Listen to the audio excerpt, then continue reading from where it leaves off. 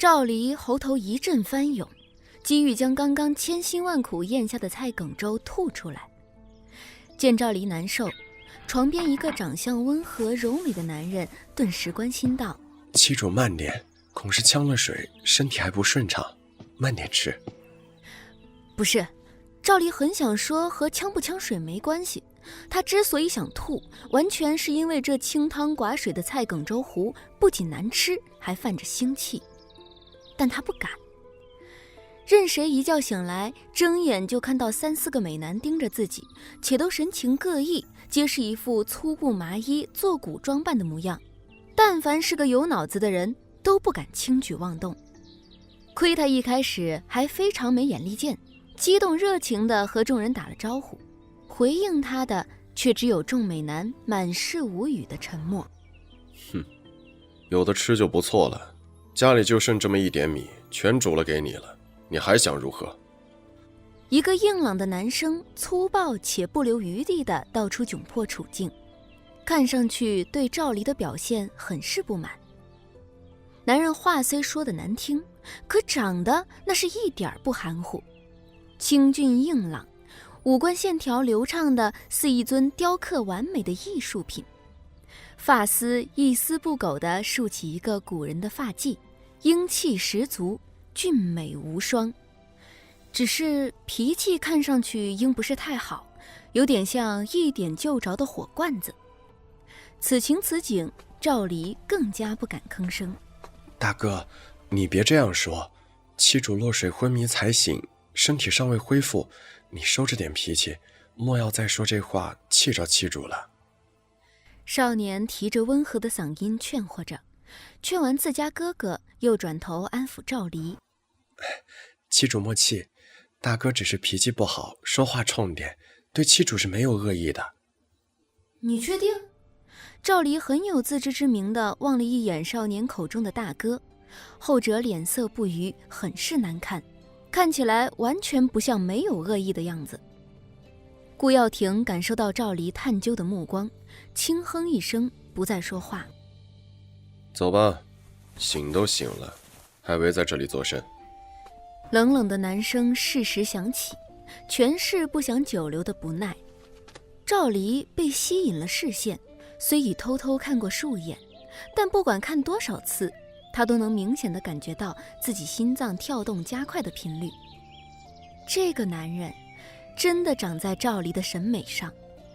粗布麻衣灰黑色的包裹中，男人冷白的皮肤银白赛雪，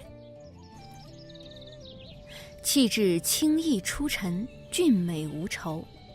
一双桃花眼本该看谁都多情，眸底偏是一片寂寂的冷清和凉薄，那是一种拒人于千里的冷漠。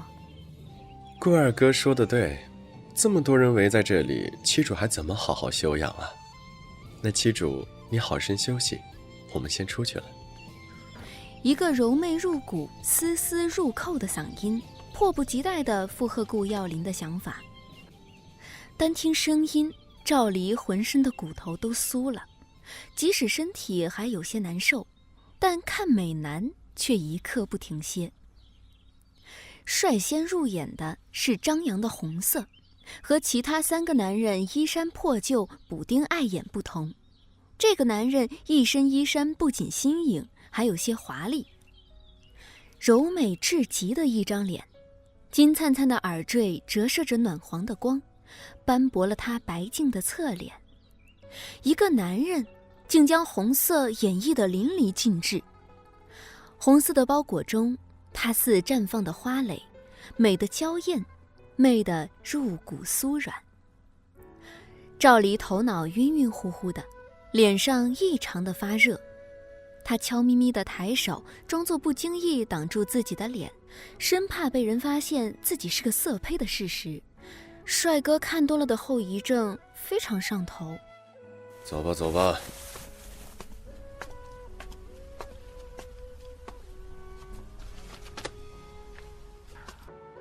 顾耀庭暴躁地招呼着，首先走出了房间。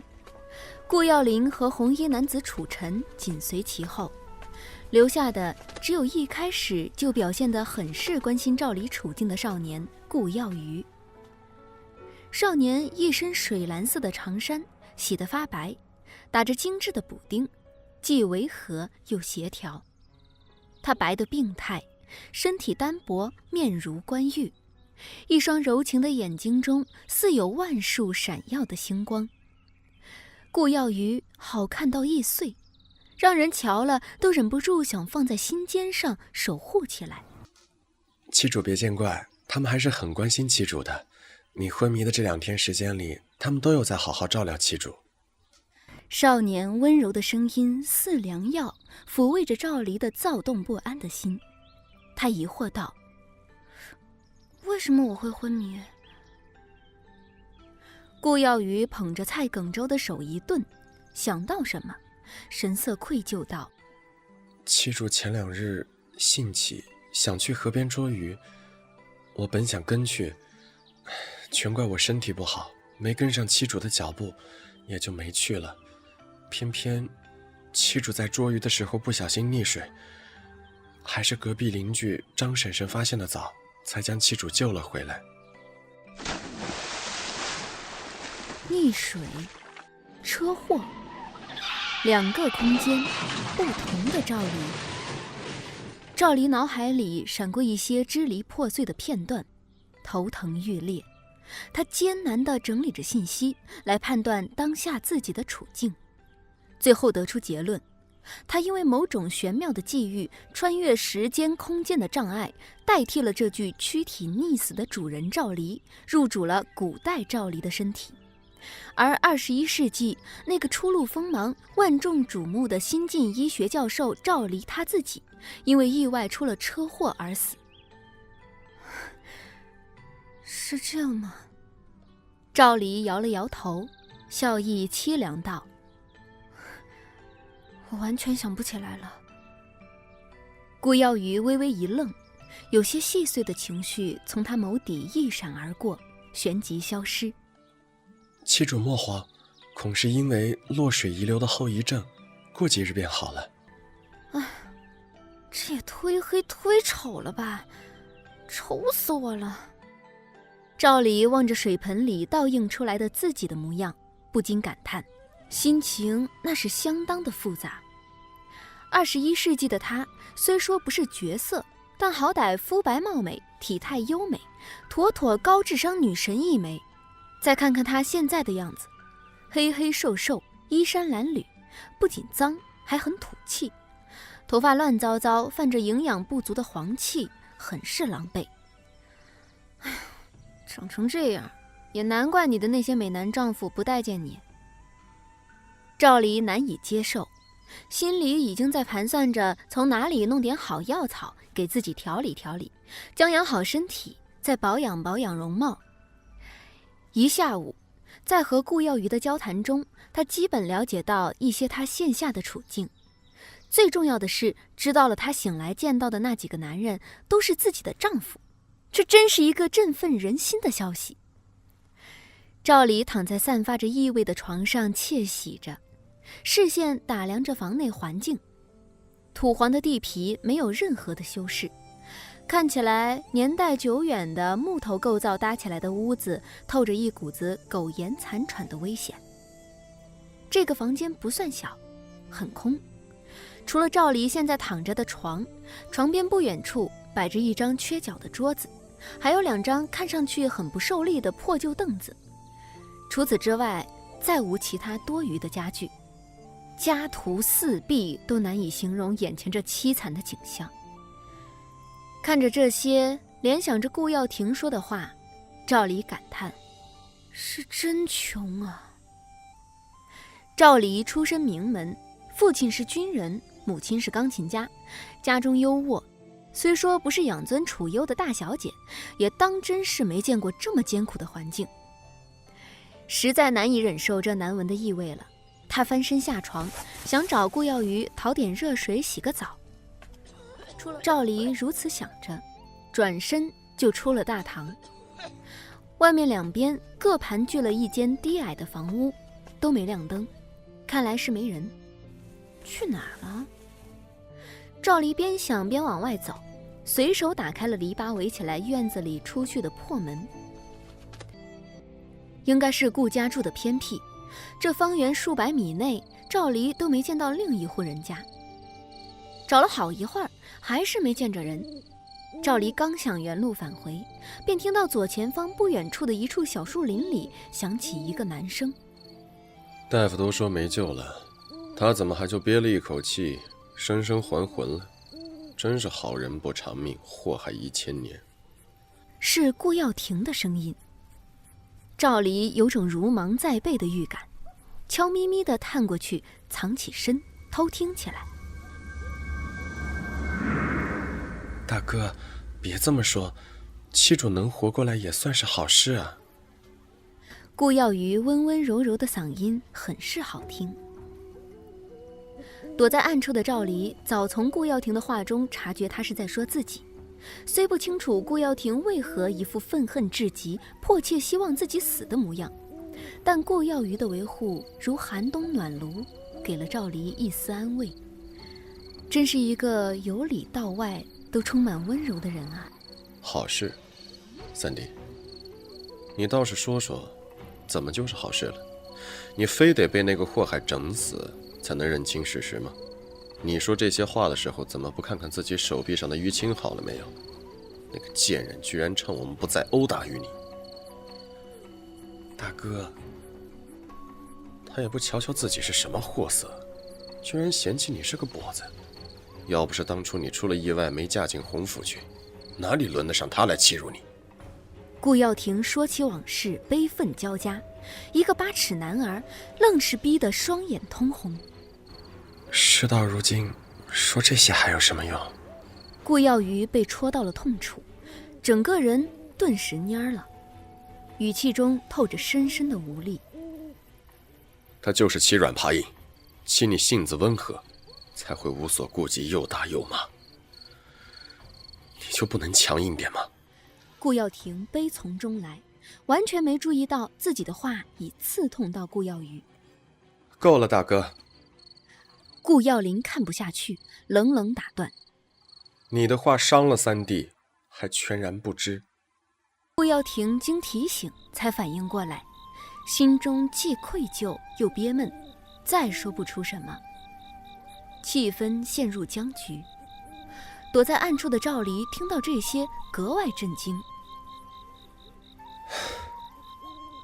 当初要不是娘亲病重，我实在无能为力。做哥哥的，我肯定不会在不知赵离秉性为人之前，就草率收了赵家的银子，同意赵离入赘。说到这，顾耀庭悔不当初，愤愤接着道：“一不错，步步错，是我害得你们身处炼狱，艰难度日。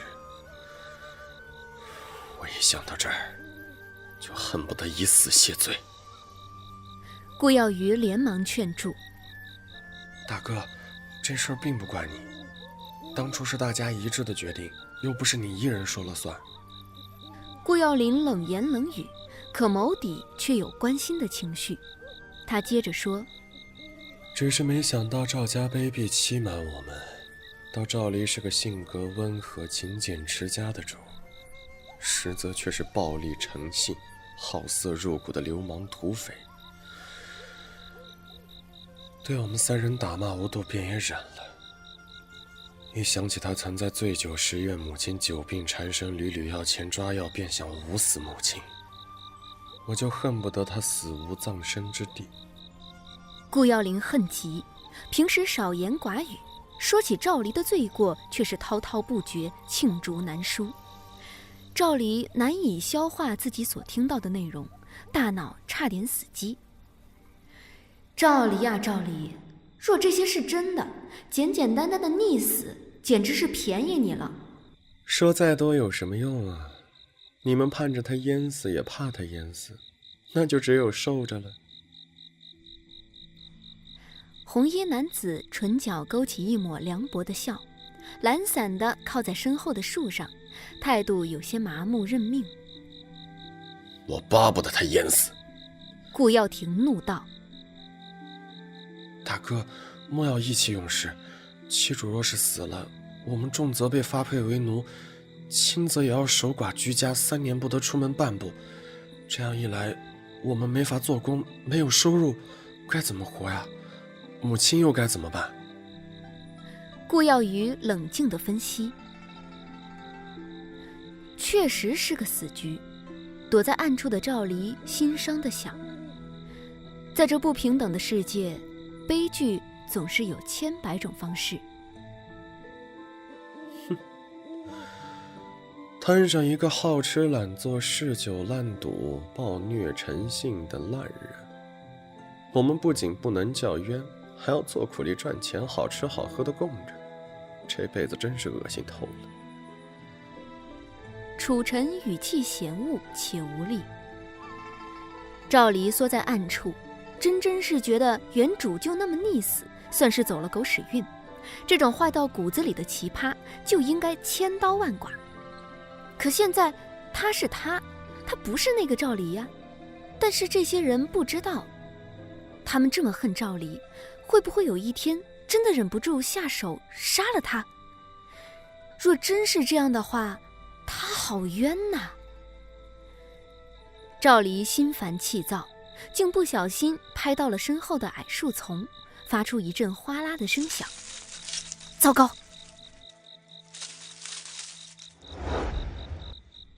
赵离脑子转得飞快，马上从树丛后面出来，摆出一副茫然的模样，出现在众人面前，装作很惊喜的样子道：“终于找到你们了！哎，你们在这里干什么呀？家里没人，我一顿好找。”你什么时候在这儿的？顾耀庭神色透着慌张的惊恐问：“我刚从那边走过来啊，听到这边有说话声，跑过来就看到你们啦。”那你听到什么了？没听到呀，你们说什么了？赵离反客为主，故作好奇。顾耀庭4人虽半信半疑，也不好再说什么，打着哈哈说没什么，就带过了。5人一起往回走，赵离和腿脚不便的顾耀宇走在后面。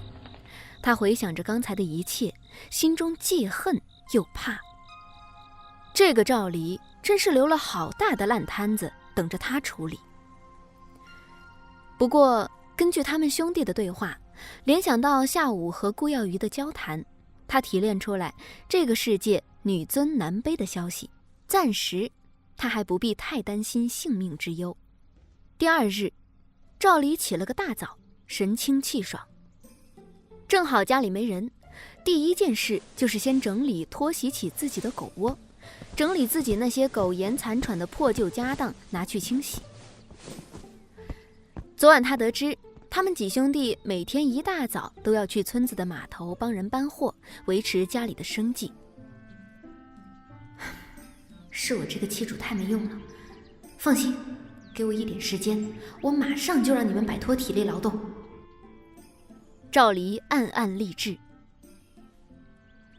忙活几个时辰，他刚把自己房间整理好，刚想去整理大堂，门外就响起一阵慌乱的脚步声。顾耀宇跛着脚，艰难却走得很快，走进大堂就拉着赵离往大堂内里走，嘴里慌张说道：“妻主快走，张芳那群人从镇上下来了。”谁是张芳啊？赵离一头雾水。赌坊的老板，妻主你欠了他们很多钱。顾耀宇言简意赅。赌债？赵离震惊不已。要是可以再穿越一次，赵离真想穿越回烂人赵离没溺死之前，狠狠地打他一顿，方能解一下心中愤恨。也不全是，最近借了最大的一笔钱，是为了给楚尘赎身。顾耀宇温和的声音中染上些落寞。吃喝嫖赌样样精通，厉害呀，赵离！遭虐呀！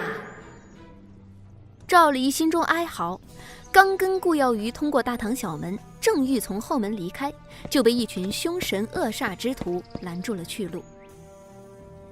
哼，想去哪里呀，赵家主？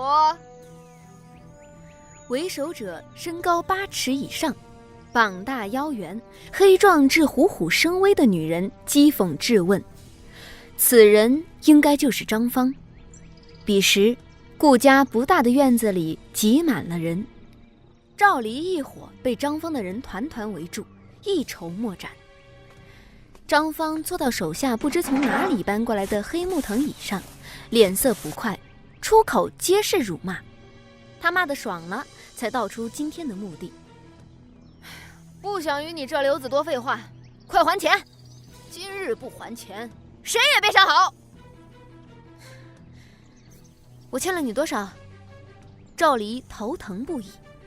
他刚来议事，糊口尚且靠顾家兄弟和楚尘，哪里有钱还给张芳？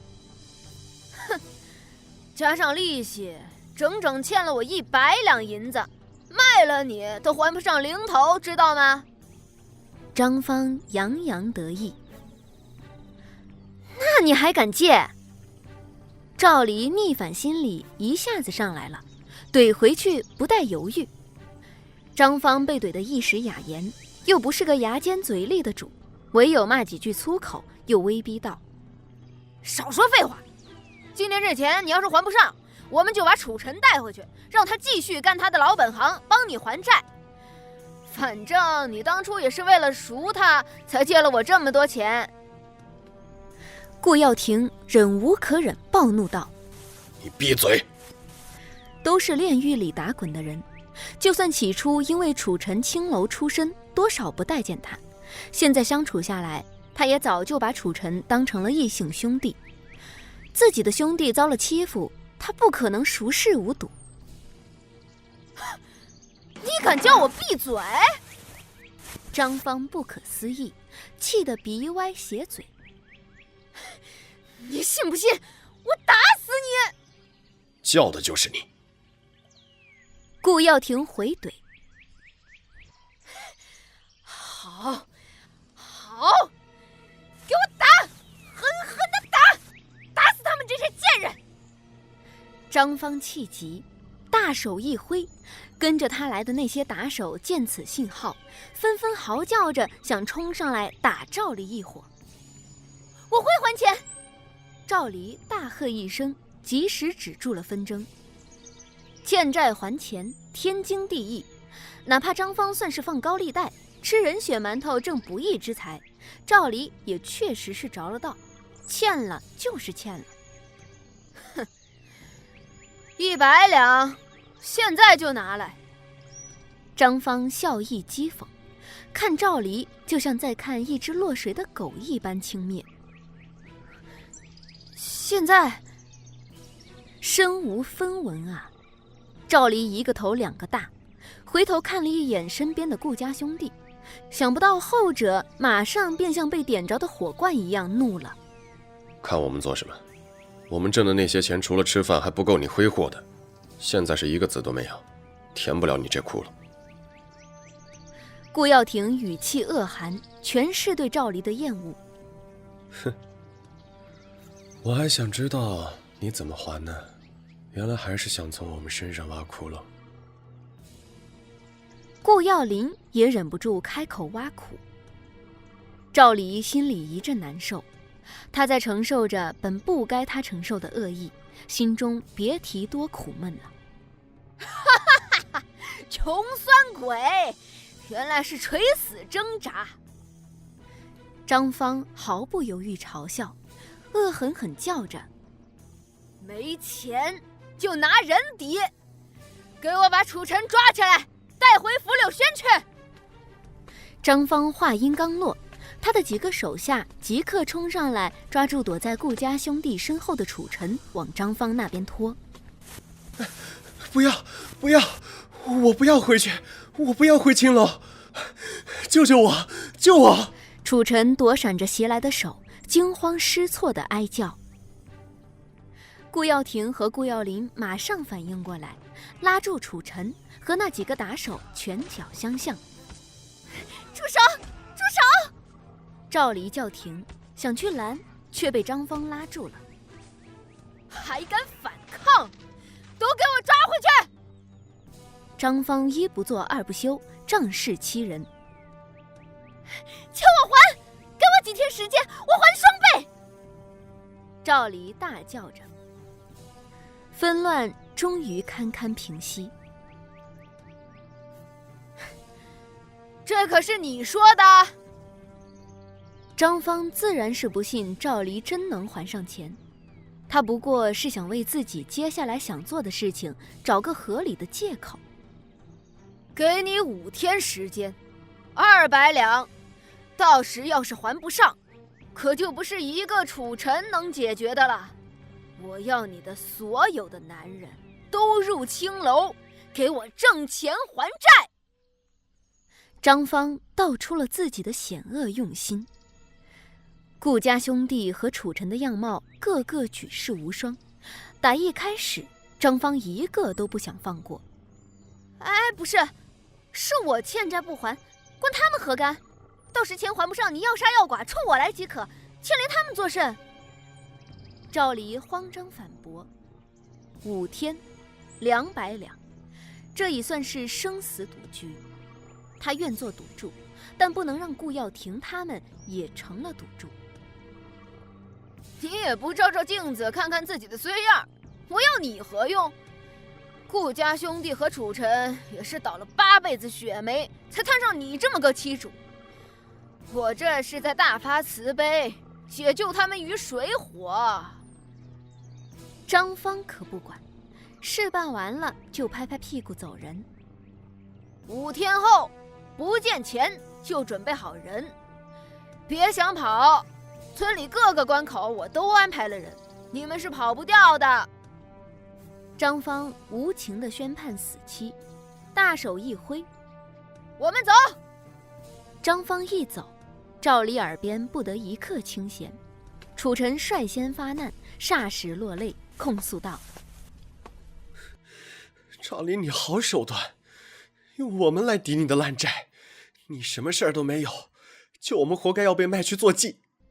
楚臣心中的恐惧机遇将其淹没，他好不容易才从那个人间炼狱中逃出来，死也不想再回去。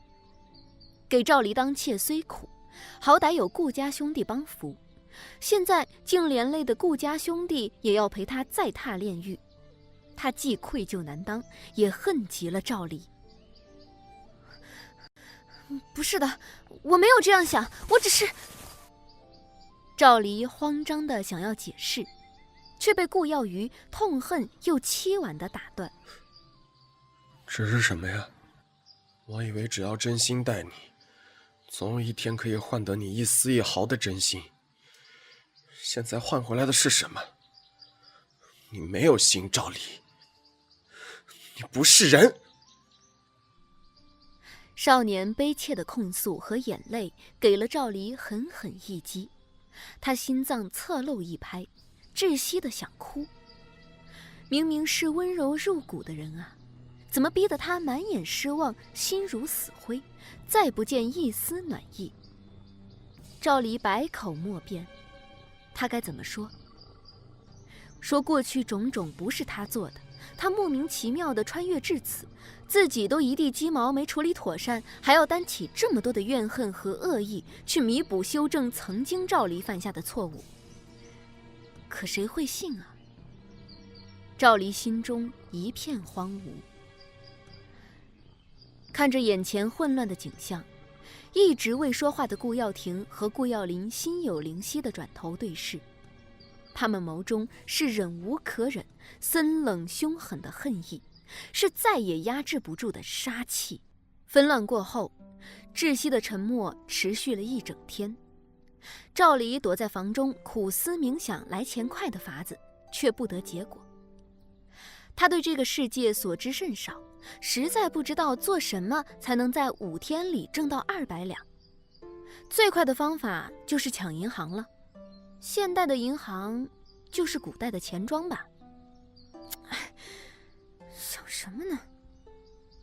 赵离一拍脑袋，苦闷地对自己撒火。没钱寸步难移，果然是真理。赵离边想着边打开房门去大堂。大堂内，顾氏兄弟和楚臣枯坐在一起，一筹莫展，皆是面如死灰的惨状。赵离挪过去，尽量不惹人注意地坐下，很是小心谨慎，谦虚发问：请各位兄弟指条明路，给我想想法子，到底干什么来钱快，可以先挡一挡张方。挡什么？要被抓去卖身的又不是你。顾耀林冷漠地讽刺。二哥，别说了。彼时顾耀宇已经冷静下来，恢复了以往温和的样子，不想见到他们再窝里横，当起和事佬。顾耀宇叫顾耀林不说，顾耀林当真闭了嘴，还是大家一起闭上嘴的那种。接下来不管赵离怎么试探的询问，都没有一个人回复他。自讨没趣好长一段时间，实在饿得不行了，他没办法，只能战略性撤退，想先去厨房找点吃的填一填肚子先。奈何家里是真一穷二白，别说吃的，就连水缸里的水都已见底。赵离没法子，家里找不到，只能往外走，心里盘算着总能摘点菜梗回来熬点汤水喝吧。本来已经够惨了，可老天似乎还觉得不够。一场没有征兆的雨说下就下，赵离狼狈地四处逃窜，躲到了农田的一棵枯树下，还未来得及甩一下身上的雨水，赵离已两眼发亮。哇塞，大丰收！这满树地连生长的木耳，简直就像物极必反的回报啊！催到头的同时，老天居然给了一颗甜枣。估计是古代人不知道这东西能吃，不然怎会如此暴殄天物？瞧瞧这满树的木耳，够吃好几天了吧？赵离顾不上淋不淋雨了，兴奋地摘起木耳来。等他将木耳带回去，煮熟端上了桌，冒着热气，香的赵离咽了咽口水。桌上4个男人满怀戒备，一脸狐疑望着他，似是在询问：这是什么？你想干嘛？这个世界男主内女主外，女人下厨是罕见至极的，给家里的男人们下厨更是没有一丝一毫的可能，因为有损身份。众人不约而同想到，赵离自溺水以后，秉性行为真的像变了一个人。这是木耳，不仅可以填饱肚子，还是一种非常有营养的吃食，可防治缺铁性贫血和延缓衰老。你们一天都没吃东西了，快吃一点，不够我再去那棵树摘，树上还有很多呢。赵离示好地介绍着，他饥肠辘辘，要不是凭着良好的素质强撑着，恐怕在厨房他就已经忍不住先吃为快了。但后者并不领情，4双眼睛齐刷刷盯着他，审视的目光仿佛赵离端上来的木耳汤是一锅毒药。没毒的。赵离委屈地拿起勺子，往自己碗里盛了半碗木耳汤，心想：难道之前的赵离毒过他们没成功？个个都这么戒备？他只好先吃，自证清白。入口爽脆，温热的汤水驱退了一些淋雨过后身体的寒意和饥饿。见赵离这般自证，他吃了以后也确实没事，众人也早就饥肠辘辘。在顾耀宇首先接受开始吃木耳后，其他3人也不约而同开始分食桌上的食物。想不到这东西居然是可以吃的，哼，林子里大片都是，以后我们可以不用饿着肚子了。顾耀庭吃饱喝足后，不禁感叹，随后他目光如炬地望向对面的赵离。赵离似乎真的变了。整整2天，他都没听过赵离说过一次脏话，打骂什么的更是没有。他好似换了一个人，勇于担当，坚韧中带着说不清楚的自信。落水的后遗症，居然能让一个烂人变好吗？你们放心，等我有时间了再去找找还有没有其他的食物。村后的树林无边无际的，里面应该有很多可以食用的蘑菇，我去分辨些没毒的带回来吃。赵离吃饱了，整个人都非常满足，提出了自己即将征战后山林的宏伟想法。楚尘微微侧眼，心想：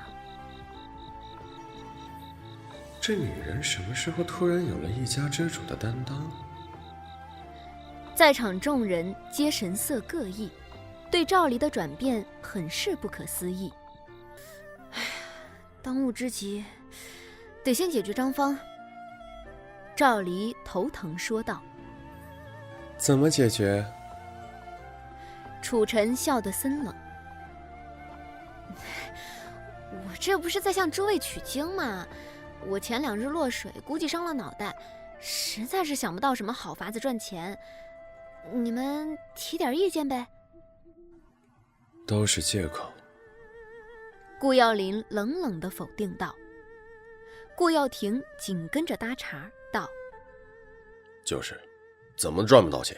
去工地做工，到码头搬货，去林子打猎，实在不行，就去采草药变卖，都是来钱的活计。就原主这干瘦无力的样子，做工搬货太吃力，去林子打猎没点技能护身太危险，只有最后那个很是可行。采草药可是他的老本行，要是让他走了狗屎运，找到什么名贵药材，还上张芳的债，岂不是小事一桩？就这个。哎，到哪里才能采到草药啊？特别是名贵草药？赵离不耻下问。顾耀庭一愣，不可思议地看着赵离。他本是随口一说，没想到赵离居然是认真的。半晌，他才说道：村口10里外的山谷里就有，你想去吗？去，肯定要去。赵离笃定点头，又犯难道：不过张峰的手下不是守在村口吗？我们怎么出去啊？村后山有条小路，只有本村的人才知道，半夜悄悄潜出去，再绕后躲开村口的把手就可以了。顾耀庭解惑：那你给我画个地图，等夜里我就出发。赵离抓住看似渺茫的机会。哼，七主莫不是想自己逃跑吧？楚尘薄削的唇角勾起一抹凉薄的笑意，认定了赵离不可能真是想去采草药，逃跑才是他的目的。赵离苦笑着摇头，鉴于以前的赵离前科太多，他连为自己辩解的心情都没有。顾耀庭眼中闪烁着莫名精光，和顾耀林交换了一个眼神，便说道：我带你去，林中地形复杂，就算有地图，你一个人也走不出去的。可以吗？赵离惊喜到磕巴，万里长征第一步，总算是有人愿意帮他一把了。顾耀庭点头，瞧着赵离惊喜激动的模样，他的心里不知是什么滋味。心中一个本来坚定的信念有了松动的痕迹。半夜，赵离准备妥当，等在后门边上看顾家3兄弟郑重的告别。他们低言细语，神情郑重，颇有一种生离死别的氛围。赵离干等在那里，甚至都没有人上来对他说一句一切顺利，万事小心。他感觉到自己打小就拥有好人缘的技能，在这个世界彻底遭遇了滑铁卢。说到底，多少还是有些落寞的。只身来到这个陌生的世界，甚至没来得及好好喘一口气，就要为了能活下去疲于奔命。顾耀庭他们终于说罢，往这边走过来。好了吗？我们走吧。赵离笑着迎上去。顾耀庭神色复杂的点头，走在前面。简单的告别过后，赵离转身小跑着跟上顾耀庭的脚步。楚尘的声音似是在犹豫过3后响起。离君。啊，是在叫我吗？赵离疑惑回头。不管怎么样，我都对你把我从青楼赎回来这件事儿心存感激。谢谢你在黑暗中朝我伸了手。楚尘犹豫着说罢，转身跑回房间里去了。看着他别扭地释放善意，赵离心头微暖，笑着转身跑向顾耀庭。两人很顺利地出了村，躲开了村口的守兵，往山谷去了。路上走走停停，消磨了1日的时间，直到日落西山，才终于到了顾耀庭口中所说的那个山谷园林。入林前，顾耀庭表情严肃，眼神坚定，又有几分犹豫。怎么了？赵离不解。都站着好一会儿了，顾耀庭都没有进去的意思。顾耀庭回神，摇摇头说：走吧。赵离赶紧跟上去。西边骄阳似火，晚霞烧红半边天际，温暖的橙红色洒下来，却照不进这林子。越往里走，天色越暗。时间流逝着，很快入夜。点燃的火把照亮一小段前进的方向，黑灯瞎火已不是寻找草药的合适时机。赵离提议道：天色已晚，要不我们先找一个地方落脚，等天亮以后再找草药吧。也可。顾耀庭赞同，他高举着火把，望着前方黝黑凌乱的杂林，奇形怪状，恐怖如斯，似蛰伏着万般险境。你之前来过这里吗？知道哪里有可以栖身的山洞之类的吗？或者高地？赵离迷茫地望着四周连绵无边的树木，脚下杂草丛生，视线被遮挡在很小的范围之内，一头雾水，不知该走向哪个方向。不知道，夜里迷了方向，这个地方陌生得很。不是吧，大兄弟，你到底靠不靠谱呀？这时候你和我说这个，你看看周围原生态的丛林，说不定还有猛兽毒物出没。你和我说不知道，说陌生，会没命的，大哥。赵离正想着，山林深处竟真的响起一个阴森恐怖的低吼，树木被撞击发出哗啦破碎的声响，声音由远而近，越来越大。有什么东西在朝着他们急速靠近，猛兽的低吼吓得赵离心惊胆战。他一抬手抢过顾耀庭手中的火把，迅速熄灭，拖着还呆愣站立的男人往出林的方向狂奔。有东西再过来，我们要快点离开这里。赵离气喘吁吁地解释。顾耀庭被赵离牵着，被动地往前跑，表情晦暗不明。他看来是那样镇定，完全没被猛兽的低吼给吓着。也不知跑了多远，展现在他们眼前的是一片更荒凉的丛林。赵离跑不动了，弯腰撑着膝盖，狼狈地调整呼吸。吸入冷风的喉咙干涩的让他连连咳嗽，着实狼狈不堪。不过这具身体虽表面上看着干瘦不善运动，实际上体力极佳，身体机能恢复极快，只消一会儿功夫，赵离气顺了，体力也恢复过来，真是诡异。七主，前面好像有个山洞。顾耀庭还有些气喘地说着，抬手指着前方一个蛰伏杂草后面的洞口。视线逐渐适应了黑暗，赵离顺着顾耀庭的指引，看到了那个模糊的洞口，心下大喜，总算有个栖身之所。走，过去看看。赵离招呼着顾耀庭往前走，他率先抵达这个神秘的洞口，迟疑了一下，随手抓起一根粗干树枝，似盲人探路，敲打着地面往里走。他太认真，以至于没发现身后顾耀庭欲言又止的难看脸色。七主，你看，那里好像还有个洞口。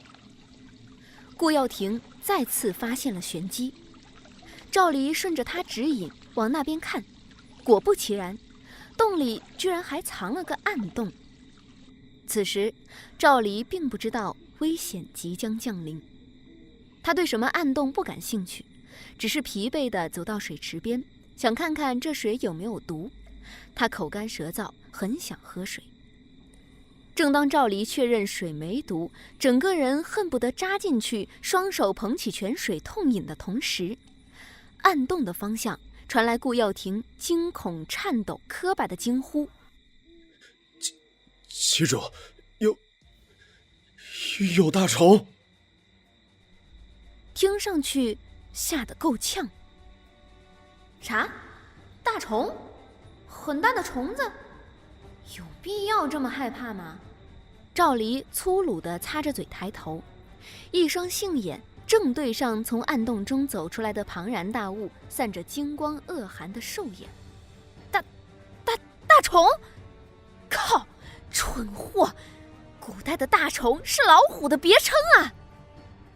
赵离吓得够呛，眼前这个棕黄色、满身黑色横纹、头圆耳短、健壮雄伟的生物，真的是一只大老虎啊！还傻愣着干嘛？快跑啊！赵离一瞪眼，叫上顾耀庭赶紧跑路。可老虎也不是吃素的，他们蹬鼻子上脸跑到他家，喝他的泉水，还打扰他睡觉，他岂会放过这两个欺虎太甚的肥肉？赵离边跑边回头，他看到那个矫健的庞大身影正急速威逼而来，发出震人心脾的恐怖怒吼。黑暗中，只见老虎一口尖利的白牙，那是咬颈断骨的利器。跑不掉的，七主。顾耀庭吓得面无血色。他话音刚落，身后的老虎一个飞跃，稳稳地拦在他们前面，将二人逼停。完了！赵离的心拔凉拔凉的，想不到换了条命，没到3天就又要命丧虎口。他的人生简直是一个大写加粗的悲剧。猛虎可不留情面，张着血盆大口冲上来，就要大快朵颐自己的猎物。赵离和顾耀庭艰难逃窜，但绝对的力量碾压让他们无还手之力。顾耀庭在躲闪中接了一记虎掌，口吐鲜血，昏厥过去，眼看就要被吞入虎口。不要！赵离连滚带爬地去到他身边，哀嚎着伸手去挡即将再次落下来的虎掌，犹如奇迹般，他居然生生地把老虎粗壮巨大的脚掌挡下了。震惊之余，他双手试探地拽住还没反应过来的老虎的虎爪，以一个优美的弧度甩了出去。赵离居然给庞然大物老虎来了一记完美的过肩摔，简直天生神力，绝对的力量碾压，刹那转换了角色。这太离谱了吧！赵离不可置信，难怪顾家兄弟如此憎恨我，却更加惧怕我。原来竟是因为原主这可怕的力量。拥有了这身神力，那我岂不是就能大杀四方，左拥右抱，走上人生巅峰？发现新技能，接下来就好办多了。赵离不想缠斗，轻松地扛起顾耀庭想走，奈何兽性本刚，至死方休。赵离控制不住自己这逆天的力气，一不小心竟把一只纠缠不休的老虎打死了。打死国家1级保护动物是要牢底坐穿的呀！赵离蹲在老虎的尸体边连连道歉，也仅仅心慌了几秒。看着已经没气了的老虎大哥，他一不做二不休，一手扛着顾耀庭，一手拖着大老虎，心情还有几分愉悦地下山去了。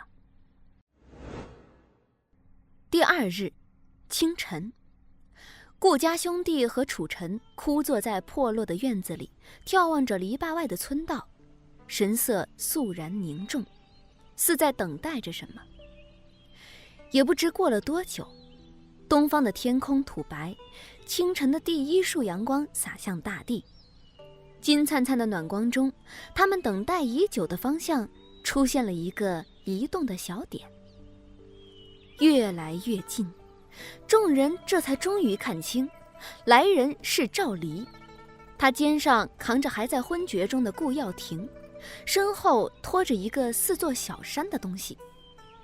那东西毛发油亮，显目的黑色横纹，面目狰狞地扭曲着，竟是一个气绝的大虫。3人皆是惊恐至极的震惊。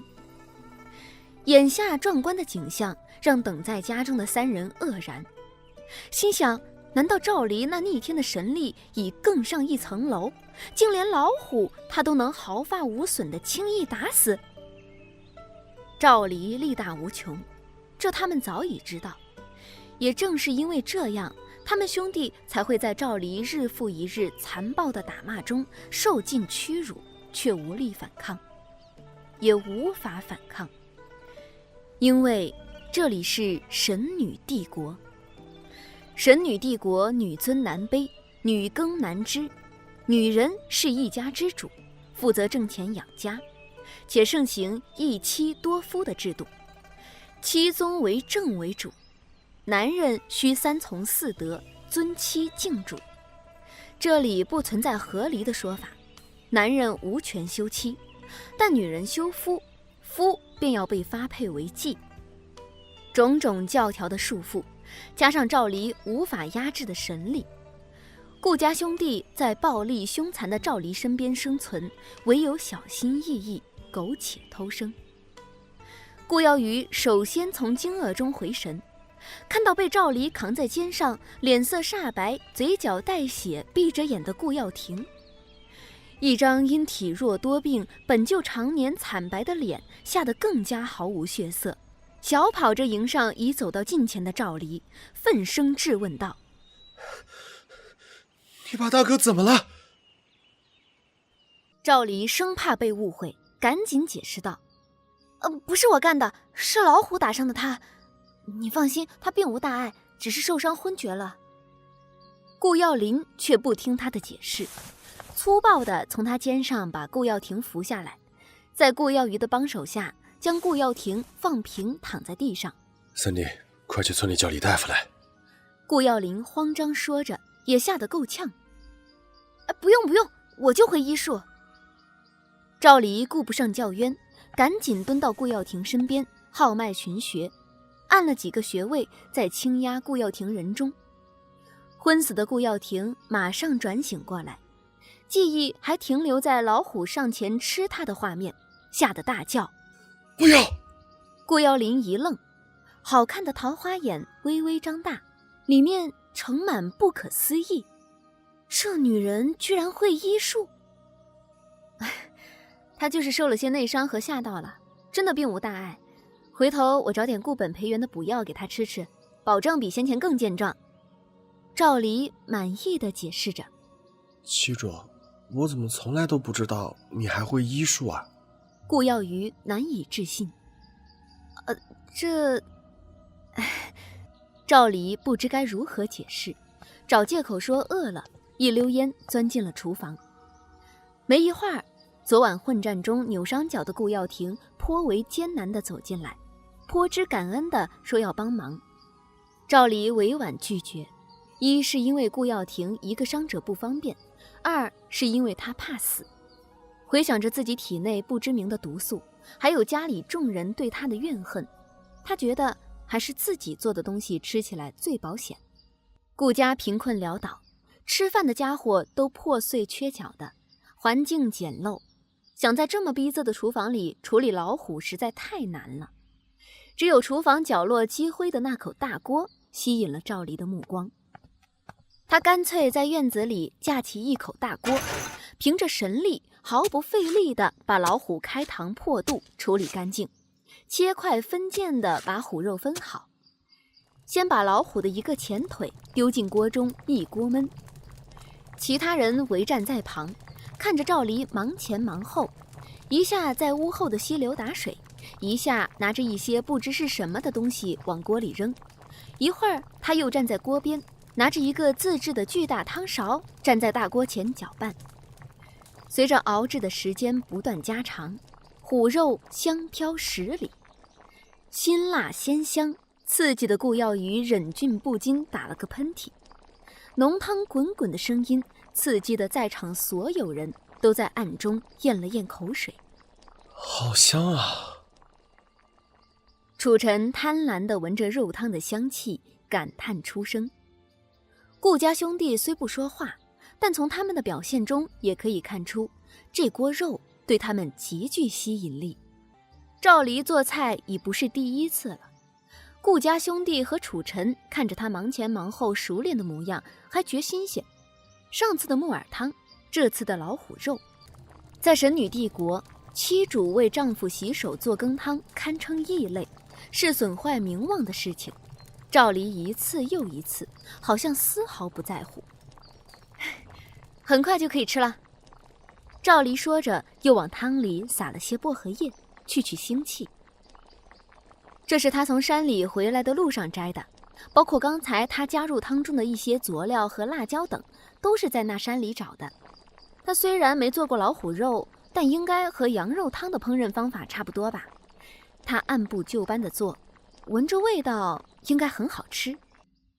气氛到这里还非常和谐且美好，偏偏一个刻薄的女声杀风景地响起，扰了这瞬间的祥和。哼，赵三，好你个孙子，你让老娘一番好找啊！篱笆外走进来一个粗壮的女人，身高约莫1.75米，长相刻薄，一双狭长的眼睛中充满让人不舒服的算计。赵离不知其人是谁，但知道女人口中的赵三是自己。顾耀宇说过，这是他的小名。求助的目光落在了顾耀宇身上，后者见他一个眼神便知他心思，介绍道：这是住的离我们最近的邻居，就在那田埂边上住着的李四李家主。哦，原来是邻居。赵离刚想撑出一个友好的笑来招呼客人，没想到李四没给赵离机会，当即发难：你少装蒜，赵三，你还装不认识我？莫非是想赖账？赖账？什么账？赵离茫然。李四立刻从兜里掏出一张纸，打开递给赵离，是一张欠条，纸上的字写得歪歪扭扭，难看的像是白纸上爬满了扭曲的黑色毛毛虫。其中写明赵离欠了李四3两银子，约定今天归还。赵离头疼欲裂，特别想仰天长啸，被人追债的日子什么时候是个头啊？白纸黑字，一清二楚，你别想赖账，快还钱！李四不给赵离喘息的机会。顾耀庭铁青着脸把欠条拿过来看，冷哼一声，眼里射出的寒光犹如2把锋利的刀子，机欲将赵离刺穿。这又是什么时候欠的呀？啊，我的好旗主。我记不起来了。赵离无力地解释，这话听起来很不可信。哎，你说这话，莫非真想赖账？李四上前来，脸色不愉，像一个暴怒的大冬瓜。没有，只是我现在没钱，实在是还不上。哼，还不上，就拿肉来抵。